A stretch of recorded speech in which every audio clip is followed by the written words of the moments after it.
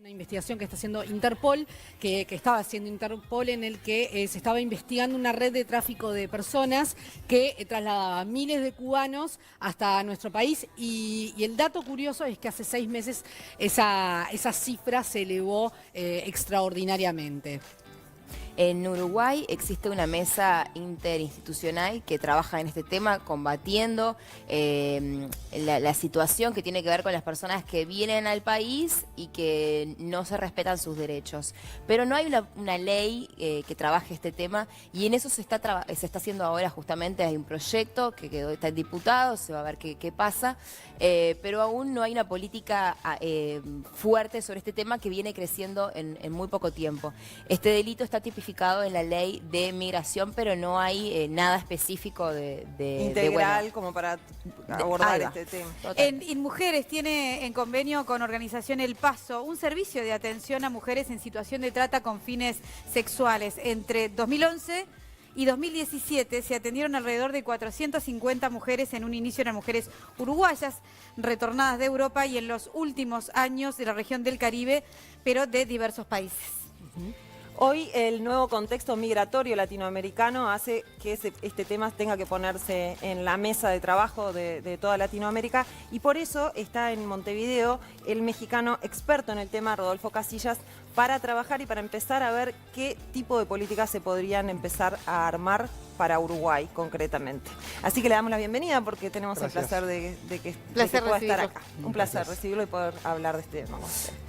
Siempre se plantea la inmigración como un derecho humano, ¿no? Pero hace ya unos cuantos años que está trayendo problemas, no solo en este lugar del mundo, digamos, te diría que está extendido. ¿Es así? ¿Por qué? Bueno, la migración internacional en el mundo es un proceso que está ocurriendo desde hace muchos años y de manera creciente cada vez hay más migrantes a todas las partes del mundo, ¿no? Porque, entre otras cosas, el mundo cada vez es más global. En cada momento es más fácil estar viajando de un país a otro. En cualquier momento nos comunicamos a cualquier parte del mundo sin movernos de esta silla, ¿no? Eso facilita que tengamos distintos modelos de sociedad, de cómo nos gustaría vestir, dónde nos gustaría vestir, qué auto nos gustaría traer, qué tipo de educación quisiéramos tener, y eso alienta los flujos migratorios. Pero también tenemos grandes problemas de la economía. Por ejemplo, en 2008 hubo una crisis económica muy fuerte, que muchos migrantes de Asia y África que solían ir a Europa Occidental, encontraron que Europa Occidental bajó la cortina de la migración y fue entonces cuando de manera creciente grupos de Asia, de África y de algunos lugares del Caribe empezaron a ver el cono sur. No sé si ustedes aquí en Uruguay tengan gente de Haití, pero por ejemplo en Brasil, en Chile, ¿no? En los últimos años tienen gente así. Hay mucho venezolano actualmente en varias partes del mundo. Eso por sobre todo, ¿no? Cubanos también hay. Cubanos, ¿no?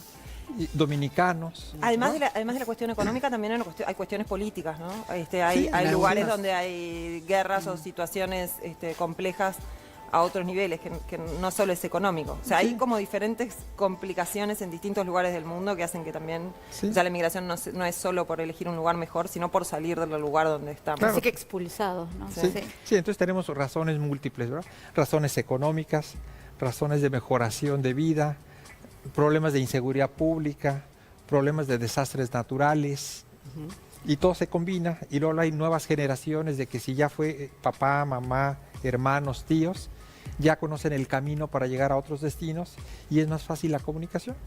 Y quizás existe eso de ciudadanos del mundo, ¿no? El hecho de poder migrar más fácilmente que de lo que se hacía antes. Sí, cada vez somos una aldea global, ¿no?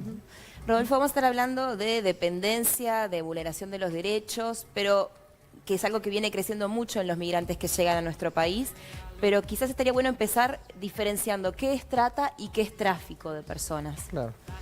Miren, la diferencia fundamental es que una agresión a la persona, ¿no?, cuando es un grado extremo, eso es trata de personas, bien sea para cuestiones sexuales, laborales o algún otro perfil como pueda ser órganos, como puede ser niños para la guerra, niños para el narcotráfico, ¿no?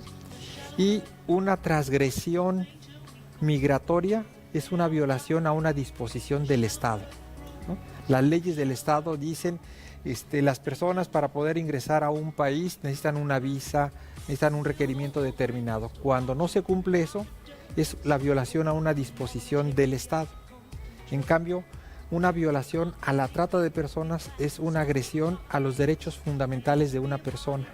Claro, Esa es la digamos que el diferencia tráfico fundamental. en realidad es, se produce el delito, digamos, en el momento en que está yendo de un lado al otro, pero ahí se termina, o sea, esa es la diferencia, ¿no? O sea, en el tráfico la persona, como hace algo ilegal y está a merced de los que lo trasladan, está a merced en ese espacio de tiempo, digamos, ¿no? Pero muchas veces Algo quedan así. dependientes después, que, Claro, que pero si eso ya consiguen es trata, llegar... ¿no? Eso es lo que yo entendí, ¿o estoy mal? Sí, a ver, puede haber, son distintos momentos y distinto tipo de violaciones. Por ejemplo, cuando un traficante lleva a una persona a otro país, en el momento en que cruza la frontera, se está violando ahí el Claro. derecho del Estado, ¿no? Cuando la población migrante sin papeles se queda en ese país, se está violando también el derecho de residencia, que sigue siendo una violación a una disposición del Estado, ¿no? En el caso de la trata de personas para explotación sexual, como es un ejemplo, puede ocurrir dentro del país sin necesidad de que se migre, puede Claro. ser aquí mismo en Montevideo. Claro. ¿no? Claro. Claro. La cosa se complica cuando de aquí se lo llevan a Argentina o se lo llevan ahora a Rusia por el Mundial, ¿no?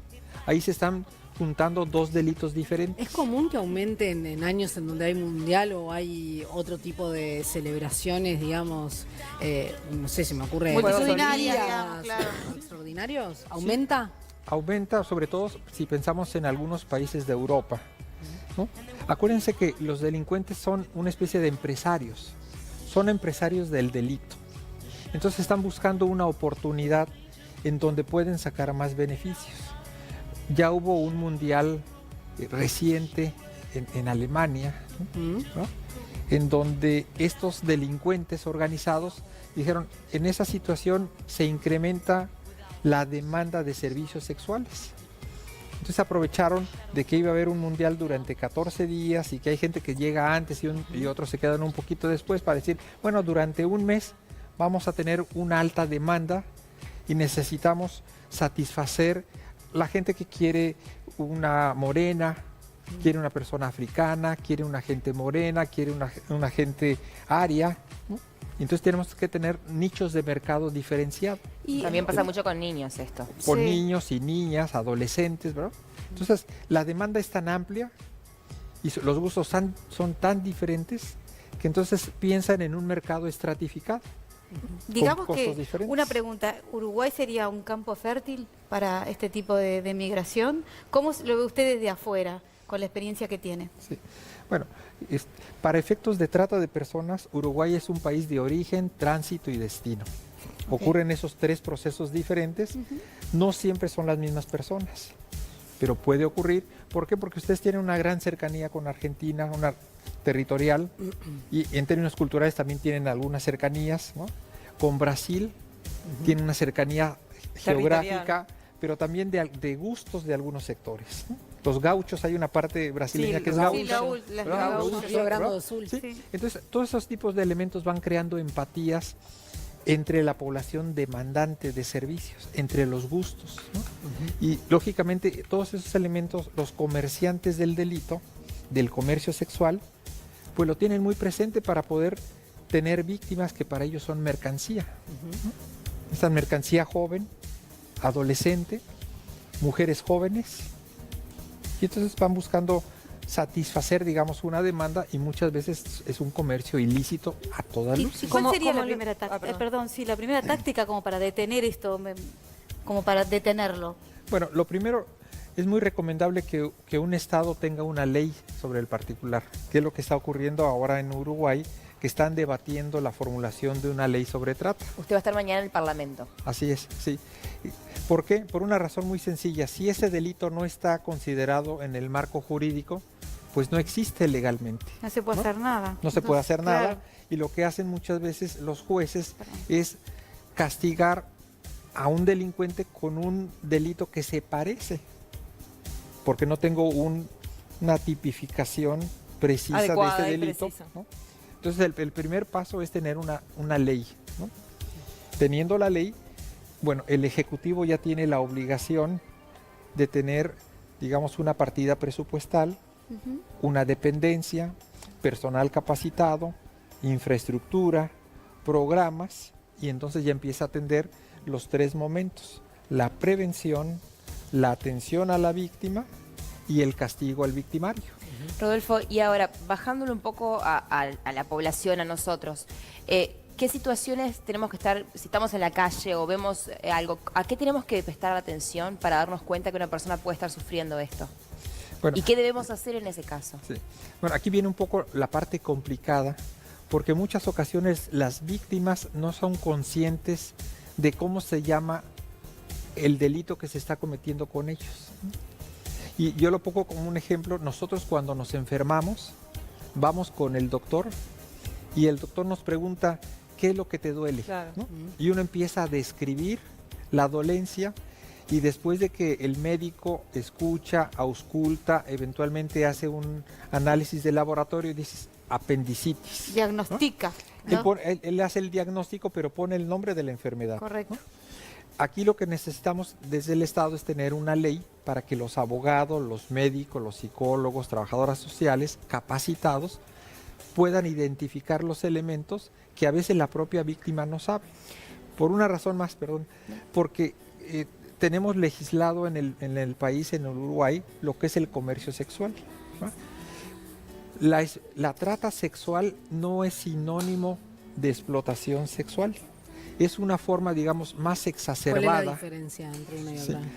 otra? La diferencia fundamental es que muchas de las personas que trabajan en la prostitución tienen un margen de autonomía para decir: hoy no trabajo, ya no quiero trabajar con esa persona, me voy a otro lugar o me voy a otra parte de la ciudad o me retiro de esta profesión y mañana voy a hacer una cosa nueva. Claro, Son la libres. trata Ay, sexual es en un la trata- régimen esclavista. Esa ¿no? es la razón. Cuando está bajo régimen de trata, es una cadena invisible que la ata, no tiene la No posibilidad tiene de elegir. documento, no sabe ni dónde está a veces, o sea, no tiene ninguna red de relacionamiento en donde está sola, está atada, está aterrorizada la persona. Son, o sea, son los elementos de dominación y de control, Claro. ¿no? Incluso Andrea Tuana, que es investigadora, que es de las pocas que ha hecho informes al respecto, porque no hay mucha investigación de este tema en el país, hablaba de que muchas veces hasta esas bandas criminales se casan o tienen hijos con esas mujeres como para generar esa situación de dependencia y de nexo en donde es Emocional más ya, difícil claro, todavía afectivo. salir de la situación. ¿Esto es algo que se da normalmente? Es un recurso válido en ese tipo de negocio, porque acuérdense que todavía al día de hoy, durante el embarazo, quien vive intensamente el embarazo es la mujer. Y esa manera es una forma de control emocional, ¿no? Porque muchas mujeres tienen la ilusión de tener un hijo y tienen una especie de mayor vínculo con el hombre que la embarazó. Pero si ese hombre, de manera fría, calculadora, que además ocurre con bastante frecuencia, cuando siente que está perdiendo el control de esa mujer, le dice: vamos a tener un hijo. Y ella dice: feliz, vamos a tenerlo, porque está pensando que de esa manera asegura la relación con el hombre. Lo que ella no sabe es que a la vez que embaraza a una mujer, también embaraza a otra. Por lo regular siempre tienen 2 hijos de manera simultánea con distinta mujer. ¿Por qué? Porque de esa manera controla más a 2 mujeres y él cobra más distancia emocional de las 2 mujeres. Es una actividad empresarial fría, emocionalmente hablando calculada. de eso, estamos como concentrados en el lado de la oferta, digamos, ¿no? Pero usted como que planteó en un momento el tema de la demanda, o sea, ¿qué es lo que hace que se genere esa oferta? ¿Cómo se puede atacar la demanda de esto? O sea, ¿cómo se hace para que no existan clientes para la trata? Sí. Bueno, aquí tenemos que hacer un trabajo de prevención, y mientras más pronto lo hagamos a edades tempranas es mejor. Cuando les enseñemos, sobre todo a los hombres, niños, adolescentes, que pueden llegar a tener relaciones sexuales sin necesidad de pagar. Hay que tratar de fomentar una sexualidad libre y responsable. Cuando nosotros vayamos enseñando a los hombres de que no es necesario pagar por tener sexo, ¿no? Y que puede ser una relación acordada entre las partes, empezamos a atacar la raíz o una de las principales raíces, ¿no? Esa es la clave. La educación es la clave. La educación, la prevención en ese sentido y sobre todo hablar de relaciones de igualdad y de respeto, ¿no? En esos planos. ¿Cómo se está trabajando en México? ¿Cuál es la situación actual de México en ese sentido?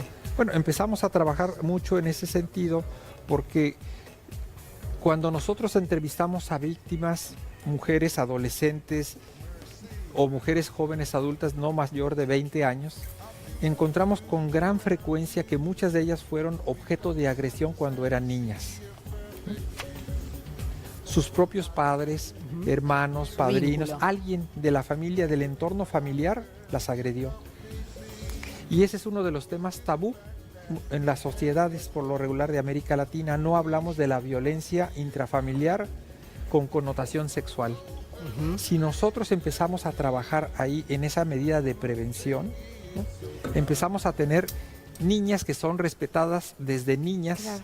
¿no? La vulnerabilidad niñas. en la que están, son muy vulnerables y tal vez aparece el gran salvador, ¿no? O alguien que les viene con una gran promesa y ahí les Claro. promete sacarlas de ese ambiente y en realidad termina en algo peor. Lo que me llama la atención es que, no sé si se da mucho en México, pero creo que es un tema mundial, esto de que las secuestran y que sus propios familiares no las ven más o por años. No las ven más. ¿Eso va en aumento? ¿En su país también existe? Eso existe, pero quizá lo que más existe, y es la parte más dolorosa, es que muchas veces los propios familiares venden a las hijas, ¿no? Y entonces yo conozco casos, tengo testimonios de que la niña que es agredida sexualmente por el papá Sí. o por el padrastro, llega la mamá y le dice, ¿sabes qué? En la mañana cuando te fuiste al mercado ocurrió tal cosa. Y a veces la mamá le dice, hija, es el que nos mantiene, ¿no? Tengo otro caso de una niña que está denunciando al papá ante el Ministerio Público y en el momento en que están levantando el acta llega la abuela paterna y le dice, hija, no le hagas eso a quien te dio la vida. Claro. Imagínense Esa a cosa una, sigue pasando acá a una también. niña, a un adolescente, que una mujer de su familia, en lugar de entenderla, de defenderla, justifique la acción de agresión de un hombre de Qué la casa. difícil, ¿no? Porque estamos hablando de que hay que atacarlo por el lado de la educación, que vendría a ser como la herramienta, ¿no? Pero cuando la contrapartida es así tan dura para un niño, debe ser complicado lograr ese justo equilibrio para que la criatura entienda la parte que tiene que entender desde la educación, pero no hay un apoyo por el otro lado, porque la están empujando casi que al abismo, ¿no? Una gran soledad. Es una soledad absoluta y cuando Es un uno es quiebre muy de vínculos. y cuando uno es niño, ¿verdad? Cuando más necesita de los referentes, cuando más los demás tienen que ser el ejemplo para uno. Claro. Es muy complicado el tema. Casillas, yo me quedé con lo que mencionaba usted del Mundial, que son momentos en que crece, digamos, esa demanda. Estamos a 20 días nada más del Mundial de Rusia. ¿Se ha hecho algo en Rusia para que esto no suceda? ¿Sabe cómo es la política allá? ¿De dónde llegan, digamos, la mayoría de las mujeres que en Rusia, ¿no? Que van a ofrecer estos servicios de alguna manera de explotación? Bueno, más bien se ha hecho todo lo contrario. Al revés. Sí. ¿Por qué? Porque es un negocio tan generoso en beneficios que beneficia no solo a la parte directamente alentadora a eso, sino que tiene efectos multiplicadores para la economía formal. Más hoteles, más comida, más transporte, más taxis, más médicos, más de todo. Entonces la economía formal, ¿no?, de manera indirecta se está beneficiando de Claro. una actividad ilícita y eso hace que las complicidades más o menos conscientes se manifiesten, porque una ocasión como es esta de 15 días de un comercio a tope, a tope máximo pueda ocurrir. Es como, digamos, con la misma dinámica, solo que son personas, ¿no? Que es muchísimo peor que el narcotráfico. O sea, es la misma, digamos. Bueno, y es- si aparte va complementado con ventas de drogas, claro. Claro. Es la época en que más campañas deberían existir. Bueno, ojalá puedan Justamente. hacer algo para sacarnos de ser corredor y que no se instale también y que ojalá se pueda, porque tendemos a ser como un lugar de pasaje de Tenemos las cuestiones varios, ilícitas, así varios que no. números para compartir con ustedes, para aquellos que quieran informarse o quieran hacer alguna consulta o sepan de alguien que esté viendo esta situación, porque no tienen que saber solamente que ser con migrantes, también pueden estar sabiendo de alguien que le está pasando esto aquí en Uruguay. El 0800 5050, que es la línea azul para niños, niñas y adolescentes, el 0800 7272, que es la línea de InMujeres, ahí pueden consultar o hacer una denuncia en el caso de que lo crean conveniente y pueden informarse más acerca de esto. Muchísimas gracias por habernos visitado. gracias a placer. ustedes. Un placer, Gusto. muchas gracias.